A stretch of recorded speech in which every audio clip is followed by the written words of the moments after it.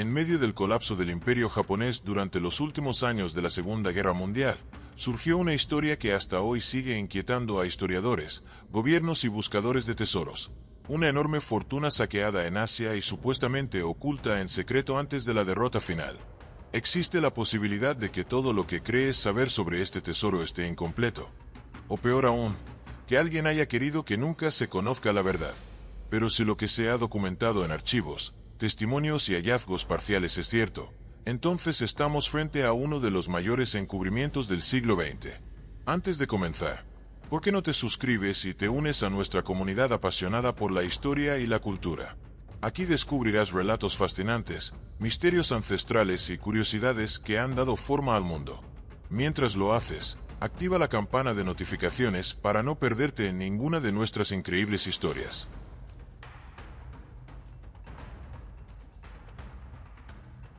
Para comprender el origen del llamado tesoro de Yamashita, es fundamental situarnos en el contexto histórico del avance del Imperio japonés en Asia entre los años 1937 y 1945. Durante este periodo, Japón no solo expandió su control territorial mediante campañas militares, sino que también ejecutó una estrategia sistemática de apropiación de riquezas en los territorios ocupados.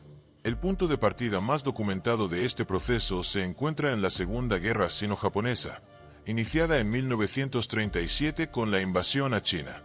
Tras la caída de ciudades importantes, especialmente Nankín en ese mismo año, las fuerzas japonesas tomaron control de bancos, reservas estatales, templos y propiedades privadas. En estos lugares se incautaron lingotes de oro, monedas de plata, jade, porcelanas de alto valor, piezas religiosas y colecciones artísticas acumuladas durante siglos.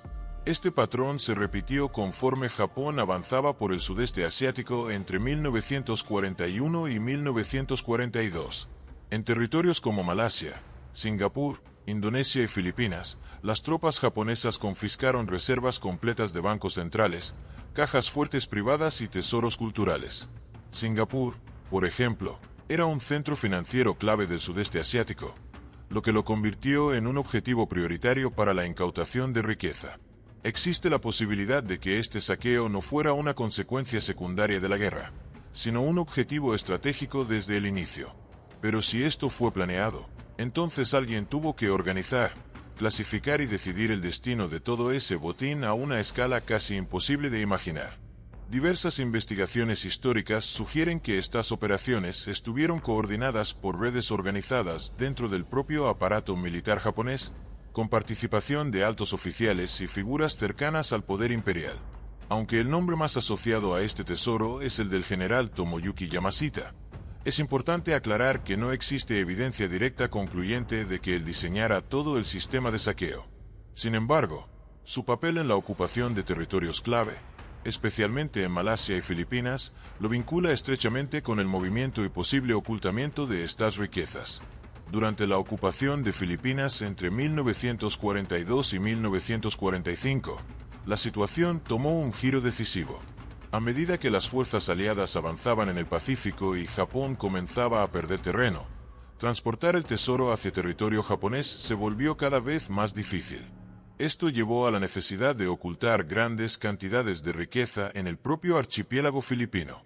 Filipinas presentaba condiciones ideales para este propósito: miles de islas, terrenos montañosos, selvas densas y una geografía compleja que dificultaba la detección.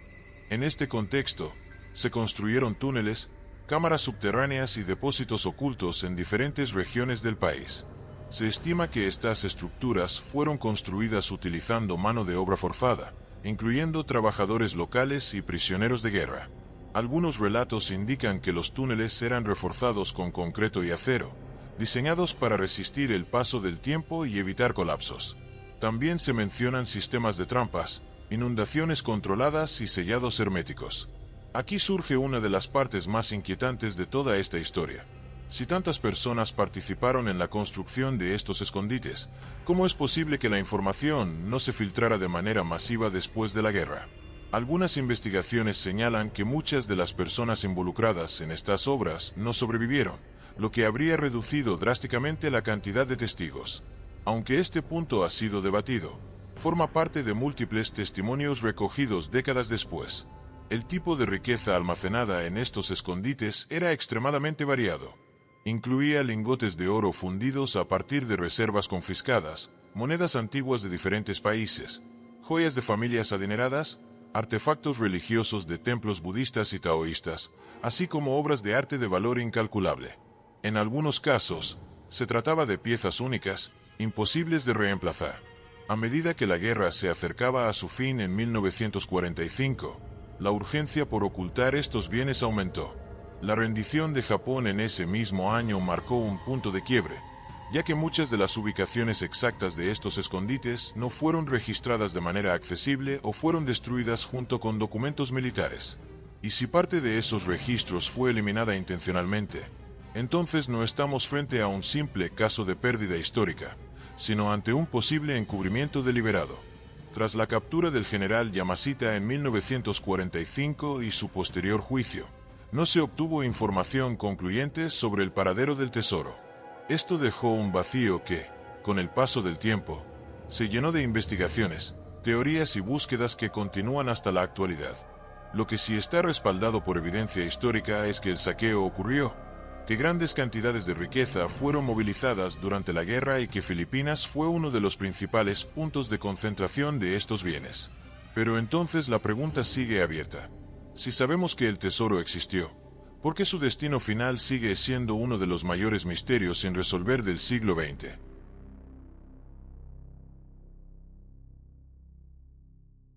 Tras la rendición de Japón en 1945 y el fin de la Segunda Guerra Mundial, el destino del tesoro asociado al general Tomoyuki Yamashita quedó envuelto en incertidumbre. A diferencia de otros bienes saqueados durante el conflicto, que fueron recuperados, catalogados o devueltos, una gran parte de estas riquezas nunca apareció en registros oficiales de restitución.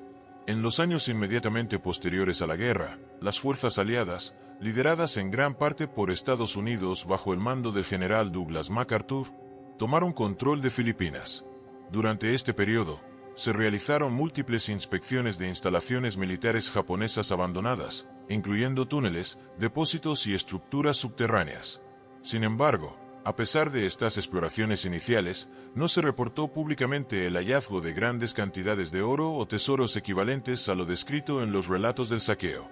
Existe la posibilidad de que estos registros sean incompletos, o que ciertos hallazgos nunca hayan sido divulgados oficialmente. Pero si eso es cierto, entonces el silencio no sería casual, sino parte de una decisión consciente de ocultar información. Uno de los casos más documentados que reavivó el interés mundial en este misterio ocurrió en la década de 1970, cuando el ciudadano filipino Rogelio Roxas afirmó haber descubierto parte del tesoro en el norte de Filipinas. Según su testimonio, encontró una cámara subterránea que contenía una estatua de oro macizo de aproximadamente 1 tonelada de peso, junto con cajas llenas de lingotes. Roxas declaró que el hallazgo fue confiscado posteriormente por fuerzas vinculadas al gobierno del entonces presidente Ferdinand Marcos. Este caso derivó en un proceso judicial que llegó hasta tribunales internacionales, donde se reconoció que Roxas había encontrado un tesoro significativo, aunque nunca se recuperó oficialmente. Este episodio es considerado una de las pocas evidencias legales que sugieren la existencia de escondites reales vinculados al tesoro de Yamashita. Pero si una parte fue encontrada, ¿cuántas otras podrían seguir ocultas sin que nadie lo sepa? En paralelo, a lo largo de las décadas de 1980 y 1990, se realizaron diversas expediciones privadas en Filipinas con el objetivo de localizar estos depósitos. Muchas de ellas utilizaron tecnología avanzada para la época, como detectores de metales de alta profundidad y equipos de excavación especializados. Algunas de estas exploraciones lograron identificar túneles sellados, estructuras subterráneas reforzadas y restos de instalaciones militares japonesas. En ciertos casos, se encontraron objetos como monedas antiguas, armas, cofres y materiales de construcción que confirmaban la existencia de infraestructuras ocultas. Sin embargo, ninguno de estos hallazgos alcanzó la magnitud descrita en las teorías sobre el tesoro completo. Desde el punto de vista arqueológico, estos descubrimientos son relevantes, ya que demuestran que Japón sí construyó sistemas de almacenamiento subterráneo en Filipinas durante la guerra. No obstante, La conexión directa entre estos sitios y un tesoro masivo sigue siendo objeto de debate entre historiadores. En la actualidad, el gobierno de Filipinas mantiene regulaciones estrictas sobre las excavaciones relacionadas con este tema. Para realizar cualquier exploración legal, es necesario obtener permisos oficiales, debido tanto al valor histórico de los sitios como al riesgo de saqueo ilegal. Además, se han implementado medidas para proteger áreas consideradas potenciales ubicaciones de túneles o depósitos, especialmente en regiones montañosas y zonas que fueron estratégicas durante la ocupación japonesa entre 1942 y 1945. Pero si existen regulaciones tan estrictas, ¿es únicamente para proteger el patrimonio histórico, o también para controlar quién puede acceder a lo que podría encontrarse? En los últimos años, el avance tecnológico ha permitido nuevas formas de exploración, como el uso de radar de penetración terrestre, escaneo tridimensional del subsuelo y análisis geológico avanzado. Estas herramientas han facilitado la identificación de cavidades y estructuras ocultas sin necesidad de excavaciones invasivas. A pesar de estos avances, no se ha presentado evidencia concluyente de un hallazgo que confirme la existencia completa del tesoro tal como se describe en las teorías más populares. Sin embargo, la ausencia de pruebas definitivas no ha detenido la búsqueda. Investigadores independientes, historiadores y equipos privados continúan examinando documentos de guerra, mapas antiguos y testimonios recopilados durante décadas. Y aquí surge una de las preguntas más persistentes: si el tesoro no existe en la escala que se cree, ¿por qué tantos esfuerzos, recursos y regulaciones siguen girando en torno a su búsqueda? Hoy en día, el tesoro de Yamashita se mantiene como un enigma histórico que combina hechos documentados, evidencia parcial y teorías aún no confirmadas.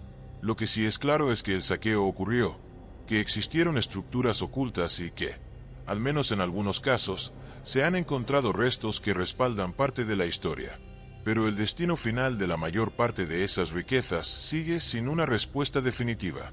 Y mientras esa respuesta no exista, el misterio seguirá creciendo, alimentando una búsqueda que, incluso después de décadas, aún no ha terminado.